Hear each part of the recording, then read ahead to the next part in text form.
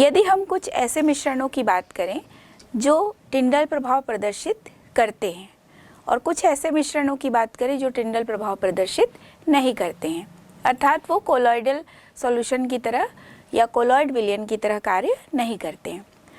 यदि शक्कर के विलयन की बात करें तो ये एक साधारण विलयन है, इसमें टिंडल प्रभाव प्रदर्शित नहीं होगा। वहीं दूसरी ओर यदि हम स्टार्च के विलयन की बात करें तो वो टिंडल प्रभाव दर्शाता है।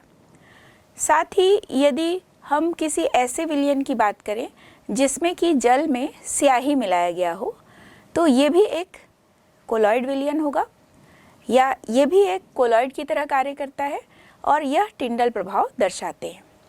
यदि हम नमक के विलयन की बात करें तो ये एक साधारण विलयन है, ये कोलॉइड विलयन नहीं है, इसलिए ये टिंडल प्रभाव दर्शाता नहीं है। टिंडल प्रभाव का अर्थ जैसा हमने समझा कि कोलॉइड जो है वो प्रकाश की किरणों को फैला देते हैं और जिससे एक चमकीली शंकु जैसी रचना बनती है और इस प्रभाव को यानी कोलॉइड विलयन के इस प्रभाव को टिंडल प्रभाव कहा जाता है। अब हम सांद्रता को समझने के लिए एक आंकिक प्रश्न देखेंगे। इस प्रश्न में 250 ग्राम जो कपड़े धोने का सोडा है उसको 1 किलोग्राम जल में घोला गया, तो इसको घोलकर एक विलयन बनाया गया और इस विलयन की सांद्रता क्या होगी, इसे हम किस प्रकार ज्ञात कर सकते हैं। तो सबसे पहले जो हमने एक सूत्र पढ़ा है कि विलय का जो द्रव्यमान होता है अर्थात इस पूरे सॉल्यूशन में अर्थात इस पूरे विलयन में जो विलय का द्रव्यमान है यानी विलय यहाँ पर कपड़े धोने का सोडा है तो इसका जो द्रव्यमान है वो है 250 ग्राम। यदि हम बात करें जल की तो जल का जो द्रव्यमान दिया है वो 1 किलोग्राम है। तो जब हम एक ही तरह के प्रश्न को हल कर रहे हैं, एक ही तरह के जो पद है वो होना चाहिए। जैसे अगर हम आंकिक प्रश्न हल कर रहे हैं तो ग्राम है और एक जो विलायक है वो दिया हुआ है किलोग्राम में, तो किलोग्राम को हम पहले ग्राम में परिवर्तित करेंगे। तो 1 किलोग्राम बराबर 1000 ग्राम, ये होगा जल का द्रव्यमान। तो जल यहाँ पर विलायक है और जब हम सूत्र की बात करते हैं तो विलय का द्रव्यमान और नीचे लिखा जाता है विलयन का द्रव्यमान गुणा 100 यदि हम द्रव्यमान प्रतिशत निकालना चाहते हैं तो यदि यहाँ पर हम सांद्रता को द्रव्यमान प्रतिशत में निकाल रहे हैं तो इसी तरह का फॉर्मूला यूज़ करेंगे। तो ऊपर हम 250 लिखेंगे और नीचे हम लिखेंगे विलय एवं विलायक का जो द्रव्यमान है दोनों का योग। तो चूंकि विलय का द्रव्यमान 250 ग्राम है और जो विलायक जल है उसका द्रव्यमान 1000 ग्राम है, दोनों को जब हम योग करते हैं तो 1250 ग्राम आता है। गुणा 100 कर दिए यानी 250 बटा 1250 गुणा 100। इस तरह से जो हल करने के बाद जो हमारे पास मान आता है वो है 20। तो 20% लिखेंगे, चूंकि हम द्रव्यमान प्रतिशत की बात कर रहे हैं इसलिए 20% यहाँ पर लिखा जाएगा। हम ये जानते हैं कि मिश्रण कई प्रकार के होते हैं और इसे पृथक भी किया जा सकता है। पृथक करने के बाद एक स्थिति ऐसी आती है कि कुछ ऐसे भी पदार्थ प्राप्त होते हैं जिनको और छोटे भागों में विभाजित या और छोटे भागों में पृथक नहीं किया जा सकता है, तो इन्हें हम कहते हैं शुद्ध पदार्थ। ये जो शुद्ध पदार्थ है इसको अलग अलग समय पर अलग अलग तरीके से समझा गया। जैसे प्रारंभ में ये माना जाता था कि वायु शुद्ध पदार्थ है, लेकिन बाद में जब अध्ययन हुआ, जैसा कि अब हम भी जानते हैं कि वायु जो है वो एक प्रकार का मिश्रण है, कई गैसों का मिश्रण है जिसमें ऑक्सीजन है, नाइट्रोजन है या अन्य बहुत सारी और गैसेस होती हैं। तो शुद्ध पदार्थ का अर्थ हम यही समझेंगे कि जिसे और छोटे भागों में विभाजित नहीं किया जा सकता है। तो अब हम जानेंगे कि वास्तव में शुद्ध पदार्थ क्या होते हैं और कौन कौन से प्रकार के होते हैं। तो शुद्ध पदार्थ जो है उनको मुख्य रूप से हम तत्व एवं यौगिक में विभाजित कर सकते हैं। तो तत्व क्या है? यदि हम बात करें तत्व की तो तत्व जो है वो ऐसे पदार्थ होते हैं जिनको रासायनिक विधि, अब ये रासायनिक विधि के अंतर्गत आएगा ऊष्मा, प्रकाश, विद्युत या अन्य कोई भी रासायनिक पदार्थों से क्रिया, तो ये रासायनिक विधि में आता है। इन सभी विधियों के द्वारा 2 या 2 से अधिक सरल पदार्थों में विभाजित नहीं किया जा सकता। यानी तत्व जो है वो इस प्रकार के पदार्थ होते हैं या हम इसे ऐसे परिभाषित कर सकते हैं कि ये ऐसे पदार्थ हैं जिन्हें किसी भी रासायनिक विधि के द्वारा 2 या 2 से अधिक पदार्थों में विभाजित नहीं किया जा सकता है। तो जैसे हमने अपने आसपास बहुत सारे तत्वों को जाना है, जैसे हाइड्रोजन है, नाइट्रोजन, ऑक्सीजन, कार्बन, इसके अलावा भी और तत्व हम गिन सकते हैं जैसे कि फ्लोरीन है, कैल्शियम है, पोटेशियम है। तो ऐसे बहुत सारे तत्व जो है वो हमारे आसपास है और बहुत सारे तत्व मिलकर कई सारे यौगिक भी बनाते हैं, जिसे हम आगे पढ़ेंगे। तो तत्व जो है वो ये हम कह सकते हैं कि तत्व को और छोटे भाग में विभाजित नहीं किया जा सकता सरल भाषा में। फ्रांस के एक रसायन शास्त्री थे एंटोनी लॉरेंट लेवोजियर, उन्होंने तत्व की परिभाषा दी। उनके अनुसार तत्व की जो परिभाषा है कि तत्व किसी भी पदार्थ का एक ऐसा मूल रूप है जिसे हम रासायनिक विधि द्वारा पृथक करके और सरल पदार्थों में विभाजित नहीं कर सकते हैं। यानी लेवोजियर की जो परिभाषा है वो यही कहती है कि तत्व जो है वो पदार्थ का ही एक मूल रूप है जिसे हम किसी भी रासायनिक विधि द्वारा छोटे छोटे भागों में विभाजित नहीं कर सकते हैं। तो तत्व को सरल पदार्थों में क्यों नहीं विभाजित कर सकते हैं? क्योंकि हम जब बात करते हैं तत्व की तो हम जैसे बात करते हैं कार्बन, हाइड्रोजन, नाइट्रोजन, ऑक्सीजन, तो इसका अर्थ ये है कि एक तत्व जो है वो कई छोटे छोटे परमाणुओं से मिलकर बना होता है। लेकिन जब हम बात करेंगे कार्बन तत्व की, नाइट्रोजन तत्व की, ऑक्सीजन तत्व की, तो इसका अर्थ ये है कि कार्बन जो है वो कार्बन के ही परमाणुओं से बना हुआ है, नाइट्रोजन ये भी कार्बन के परमाणुओं से बना है, ऑक्सीजन की बात करेंगे तो ऑक्सीजन ऑक्सीजन के परमाणुओं से ही बना होता है। यानी सिर्फ उस तत्व के अंदर उसी तत्व के ही परमाणु होते हैं, यानी हर तत्व जो है वो एक ही प्रकार के परमाणुओं से बना होता है। हम अलग अलग कर सकते हैं कि यह नाइट्रोजन तत्व है और यह ऑक्सीजन तत्व है, क्योंकि निश्चित रूप से नाइट्रोजन तत्व जो है वो नाइट्रोजन परमाणुओं से बना होगा और जो ऑक्सीजन तत्व है वो ऑक्सीजन के परमाणुओं से बना होता है। क्या आप जानते हैं अभी तक ज्ञात तत्वों की संख्या 118 है। इनमें से 94 तत्व प्राकृतिक, शेष मानव निर्मित हैं। अधिकांश तत्व ठोस हैं। पारा तथा ब्रोमीन तत्व कमरे के तापमान पर द्रव हैं। गैलियम तथा सीजियम तत्व कमरे के तापमान अर्थात 300 केल्विन से कुछ अधिक तापमान पर द्रव अवस्था में बदल जाते हैं। 11 तत्व कमरे के तापमान पर गैस हैं। अब हम बात करेंगे यौगिकों की। यौगिक क्या होते हैं? हमारे आसपास कई ऐसे पदार्थ हैं जो कई 2 या 2 से अधिक पदार्थों से मिलकर बने होते हैं, लेकिन यहाँ पर शर्त ये होती है कि ये जो 2 या 2 से अधिक पदार्थ है वह एक निश्चित अनुपात में होने चाहिए। तो इन तत्वों के रासायनिक संयोजन से पदार्थ बनते हैं जिसे हम कहते हैं यौगिक।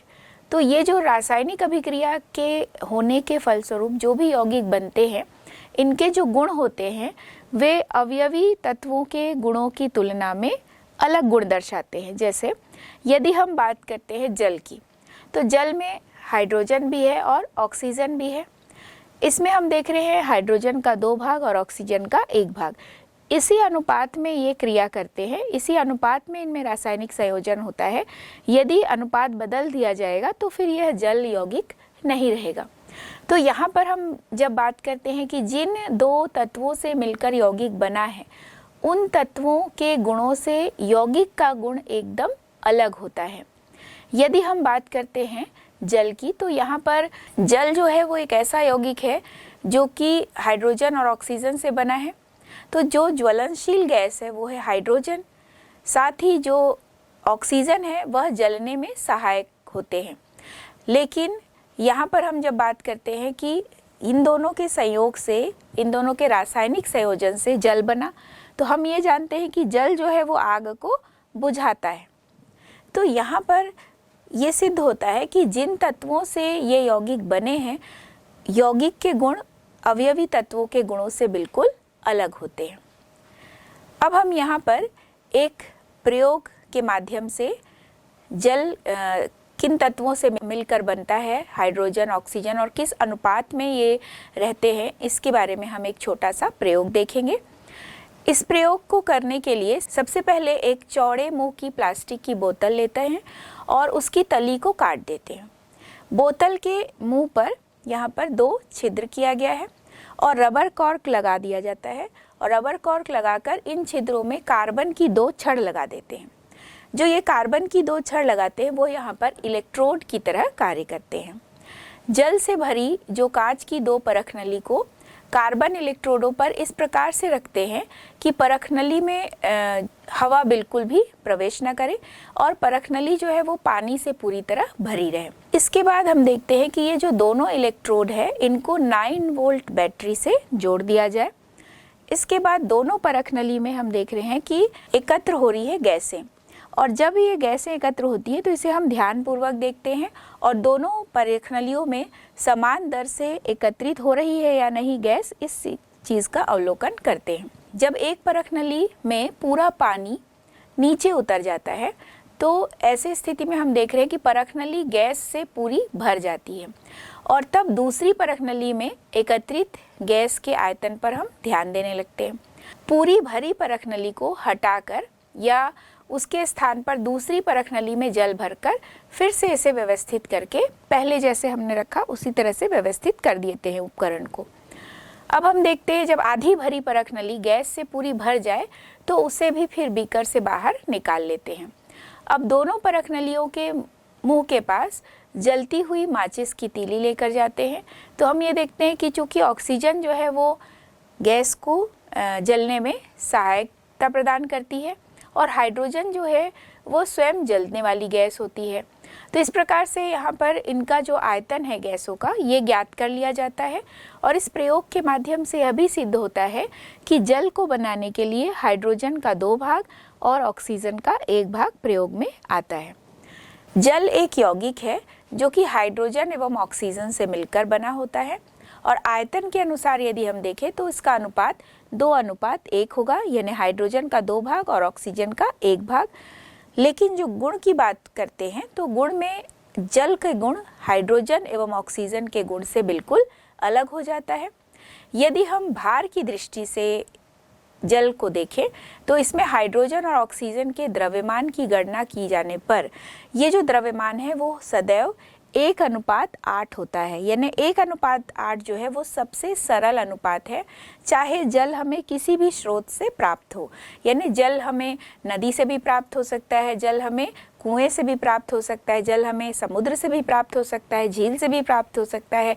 लेकिन किसी भी अवस्था से, किसी भी स्रोत से, किसी भी माध्यम से जल यदि हम लेते हैं तो जल का जो मान है, जल में जो द्रव्यमान की दृष्टि से हाइड्रोजन और ऑक्सीजन का अनुपात है वो हमेशा 1:8 ही होगा, सबसे सरल अनुपात। यदि हम 9 ग्राम जल का अपघटन करें तो यहाँ इसको इस तरह से भी समझ सकते हैं कि 9 ग्राम जल का अपघटन करने पर 1 ग्राम हाइड्रोजन और 8 ग्राम ऑक्सीजन प्राप्त होगा। ऐसे ही बहुत सारे दूसरे यौगिक भी होते हैं जिनका हम अध्ययन भार की दृष्टि से कर सकते हैं। जैसे यदि हम बात करते हैं कार्बन डाइऑक्साइड की, तो कार्बन का जो भार है वो है 12 और कार्बन डाइऑक्साइड अगर हम कहते हैं तो ऑक्सीजन 16 दूनी 32। तो यहाँ जो सरल अनुपात होगा वो 12:32 होगा, तो ये प्राप्त होता है। तो यहाँ पर द्रव्यमान की दृष्टि से जो यौगिक के बारे में हमने जाना, इसके बारे में प्राउस्ट नामक वैज्ञानिक ने बताया कि कोई भी यौगिक जो 2 या 2 से अधिक तत्वों से मिलकर बना होता है उसमें तत्वों का अनुपात हमेशा स्थिर होता है, चाहे उसे हम किसी भी प्रकार से प्राप्त करें।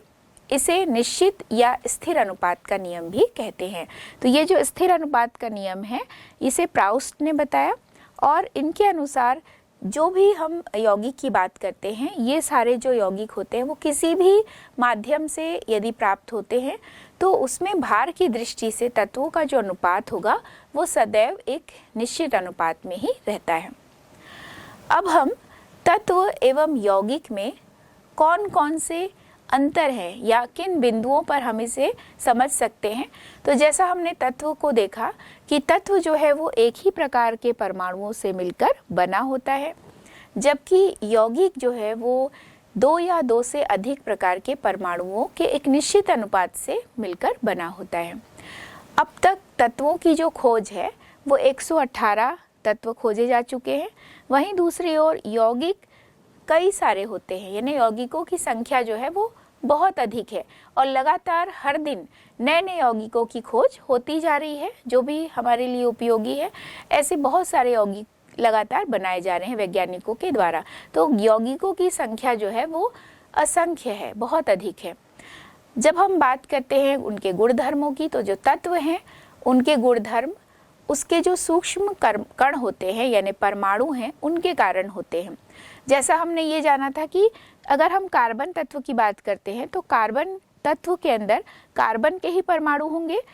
इसका अर्थ ये है कि कार्बन के जो भी गुण होंगे वो उसके परमाणुओं के कारण ही होते हैं। इसी तरह से जब हम यौगिक की बात करते हैं तो उसके जो गुण होते हैं वह भी डिपेंड करते हैं उसके अंदर जो भी तत्व है। लेकिन हमने ये देखा कि यौगिक का जो गुण है वो अवयवी तत्वों के गुणों से बिल्कुल अलग होता है, या हम कह सकते हैं कि सूक्ष्मतम जो कण है यौगिकों का, उसका जो गुण धर्म होता है वो अणु के कारण होता है। तत्व जो है वो भौतिक और रासायनिक क्रियाओं द्वारा सरल पदार्थों में विघटित नहीं किए जा सकते, जैसा हमने तत्व की परिभाषा में भी देखा। लेकिन यदि हम यौगिक की बात करें तो उसे भौतिक और रासायनिक विधि द्वारा सरल पदार्थों में विघटित किया जा सकता है। कुछ उदाहरण हम देख लेते हैं, जैसे तत्व में कार्बन, नाइट्रोजन, हाइड्रोजन, ऑक्सीजन। इसी तरह से यौगिक में जैसे जल है, नमक है, कपड़े धोने का सोडा है, अमोनिया, ये सारे यौगिक है। अब हम बात करेंगे कि मिश्रण और यौगिक में क्या अंतर होते हैं। तो जब हमने मिश्रण पढ़ा था तो वहाँ हमने देखा था कि मिश्रण 2 प्रकार के होते हैं, समांगी और विषमांगी। तो जब मिश्रण और यौगिक की बात करते हैं तो लगभग ऐसा लगता है कि दोनों एक ही जैसे होते हैं, लेकिन यहाँ पर बहुत विशेष अंतर भी हम जानेंगे कि वास्तव में मिश्रण जो है वो क्या है और यौगिक और मिश्रण कैसे एक दूसरे से भिन्न होते हैं। तो मिश्रण जो है वो 2 या 2 से अधिक पदार्थों से मिलाकर बनाते हैं, लेकिन उसमें कोई निश्चित अनुपात नहीं होता है। यानी 2 या 2 से अधिक पदार्थ जब आपस में मिलते हैं तो मिश्रण बना, लेकिन एक निश्चित अनुपात ना भी हो तो भी मिश्रण का निर्माण होता है। कोई निश्चित अनुपात नहीं होना चाहिए इसमें। दूसरी बात हम यौगिक की करें तो यौगिक जो है एक शुद्ध पदार्थ होता है और यह यौगिक जो है वो 2 या 2 से अधिक जो तत्व हैं उनके एक निश्चित अनुपात में संयोग होने से ही बनता है। यदि हम जल में हाइड्रोजन और ऑक्सीजन के अनुपात को देखें तो हाइड्रोजन का 2 भाग और ऑक्सीजन का 1 भाग। यदि हम नमक की बात करें तो सोडियम का 1 भाग, क्लोरीन का 1 भाग। और यदि हम कपड़े धोने के सोडे की बात करें तो सोडियम का 2 भाग, कार्बन का 1 भाग, ऑक्सीजन का 3 भाग। यदि हम इस तरह से अनुपात लें तो यानी एक निश्चित अनुपात में ही तत्व आपस में क्रिया करेंगे तब ही यौगिक का निर्माण होता है। जब हम मिश्रण की पृथक्करण की बात करते हैं तो इसमें एक साधारण यांत्रिक विधि द्वारा भी मिश्रण के अवयवों को अलग अलग किया जा सकता है, लेकिन जो यौगिक है उसको हम सरल यांत्रिक विधि द्वारा उनके अवयवी घटकों में अलग नहीं कर सकते हैं, क्योंकि यहाँ पर हम देखते हैं कि तत्वों के बीच में विशेष क्रिया हो गई है, रासायनिक क्रिया हुई है, जिससे ही नए यौगिक का निर्माण हुआ है। तो इसे किसी भी विशेष सरल प्रकार के यांत्रिक विधि द्वारा उसके अवयवी तत्वों में विघटित नहीं कर सकते हैं। जब हम मिश्रण की बात करते हैं तो मिश्रण में जो गुण होता है वो उसके अवयवी कणों के गुणों के आधार पर ही होता है। यानी हम कह सकते हैं कि मिश्रण का जो गुण है उसमें उपस्थित जितने भी अन्य जो पदार्थ होते हैं उन सब का ही गुण का औसत मान होता है। लेकिन जब हम यौगिक की बात करते हैं तो यौगिक अपने अवयवी तत्वों के गुणों से बिल्कुल अलग होता है। मिश्रण जो है वो 2 प्रकार से बन सकता है, समांगी भी हो सकता है और विषमांगी भी हो सकता है। जैसे यदि हम नमक के विलयन की बात करें तो वह भी एक प्रकार से नमक है और जल मिला दिए तो यहाँ हर भाग का संगठन एक जैसा हो गया, तो ये एक समांगी भाग हो गया। विषमांगी की बात करें तो यदि हमने तेल भी लिया, जल भी लिया, रेत भी लिया, सब मिला दिए तो एक विषमांगी तंत्र यहाँ पर बन जाता है। लेकिन यौगिक जो है वो हमेशा समांगी होता है, क्योंकि हम जब जल की बात करते हैं कि जल एक यौगिक है, तो इसमें हर भाग में हम देख रहे हैं कि एक ही प्रकार के अणु होते हैं। जब हम मिश्रण और यौगिक में अंतर देखते हैं तो सबसे मुख्य अंतर यही होगा कि मिश्रण विभिन्न जो घटकों से बना है, विभिन्न पदार्थों से बना है, लेकिन इससे नया कुछ नहीं बनता है, नया पदार्थ नहीं बनता है। लेकिन जब हम यौगिक की बात करते हैं तो यौगिक जिन तत्वों से मिलकर बना है उससे नया कुछ बनता है, नए पदार्थ का निर्माण होता है, एक नया पदार्थ बन जाता है, इसे हम यौगिक कहते हैं। और इसका गुण भी अवयवी तत्वों के गुणों से बिल्कुल अलग होता है। जब हम मिश्रण की बात करते हैं तो इसमें 2 या 2 से अधिक प्रकार के अणु भी उपस्थित होते हैं, लेकिन जो हम यौगिक की बात करते हैं तो ये एक ही प्रकार के अणु होते हैं। जैसे अगर मान लीजिए हाइड्रोजन ऑक्सीजन मिलकर यौगिक बना, यानी जल बना, तो उसमें जल के ही सारे अणु उपस्थित होते हैं। मिश्रण के बनने पर किसी भी प्रकार से ऊर्जा परिवर्तन नहीं होता है, लेकिन जब यौगिक का निर्माण होता है तो इसमें ऊर्जा परिवर्तन होता है। जैसा कि हमने पहले ही पढ़ा कि वास्तविक विलयन, कोलॉइड और निलंबन, इसमें अलग अलग गुणों को तो हमने पढ़ा, लेकिन जब हम इसे एक चार्ट में कंपेयर करेंगे गुणों के आधार पर तो हमें स्थिति और स्पष्ट हो जाती है कि यदि हम अलग अलग बिंदु के आधार पर इसे पढ़ें, जैसे अगर हम वास्तविक विलयन, कोलॉइड और निलंबन, ये 3 पॉइंट पे हमें अंतर देखना है, और गुण में हमने ले लिया कि संगठन, छानना, आकार, टिंडल प्रभाव, ब्राउनी गति और पारदर्शिता, इन बिंदुओं के आधार पर हम, इन गुणों के आधार पर हम इन तीनों प्रकारों में जो अंतर है उसे हम देखेंगे। तो सबसे पहले हम देखते हैं संगठन। जब हम वास्तविक विलयन की बात करते हैं तो यह एक समांगी मिश्रण होता है।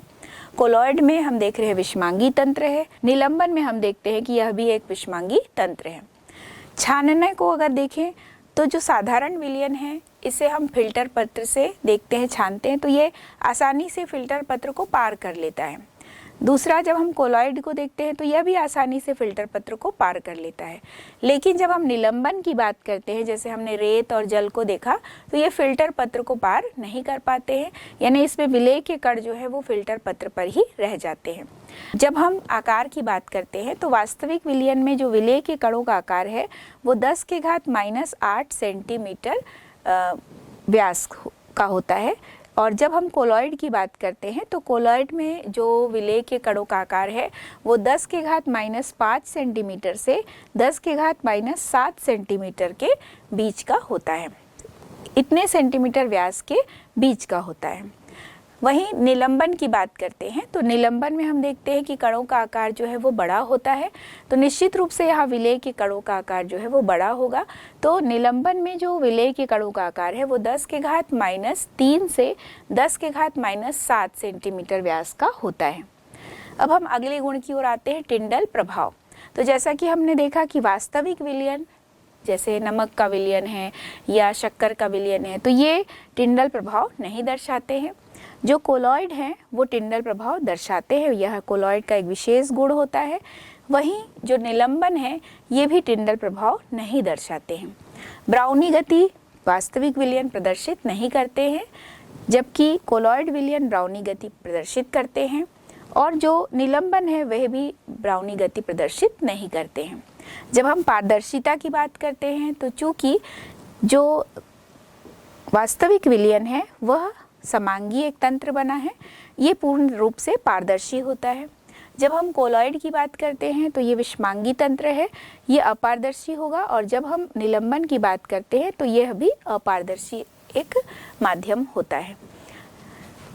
अब हम अपने दैनिक जीवन में जो कोलॉइड हैं वो किन किन रूपों में पाए जाते हैं, या जैसे कि हमने कोलॉइड में देखा कि अगर हम उसमें विलेय विलायक के रूप में यदि उसे अलग अलग करते हैं, तो मान लीजिए यदि हम कोलॉइड के अलग अलग प्रकार, अलग अलग उदाहरण, या कैसे कोलॉइड जो है वो विलेय विलायक की अलग अलग अवस्थाओं के आधार पर बना हुआ है, ये कई सारे उदाहरण हमारे दैनिक जीवन से जुड़े हुए हैं। जैसे कोलॉइड के दो पार्ट हैं। मान लीजिए कोलॉइड में हम यदि कोलॉइड की बात करते हैं तो कोलॉइड में विलेय विलायक न कहकर उसको कहा जाता है परिक्षिप्त प्रावस्था और परिक्षेपण माध्यम। यानी परिक्षिप्त प्रावस्था हम ये कह सकते हैं कि विलेय को रिप्रेजेंट करेगा और जो परिक्षेपण माध्यम है वह विलायक को रिप्रेजेंट करता है।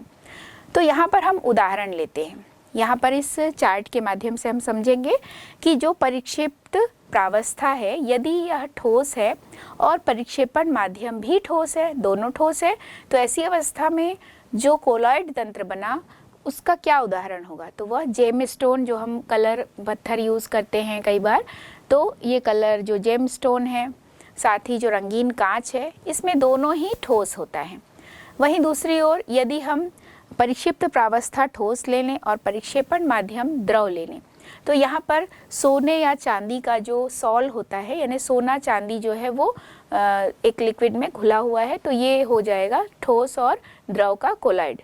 घरों में जो हम पेंट करते हैं वो भी द्रव अवस्था में है, लेकिन उसमें ठोस के कण भी परिक्षिप्त रहते हैं, तो पेंट जो है वो भी इसी माध्यम में आता है।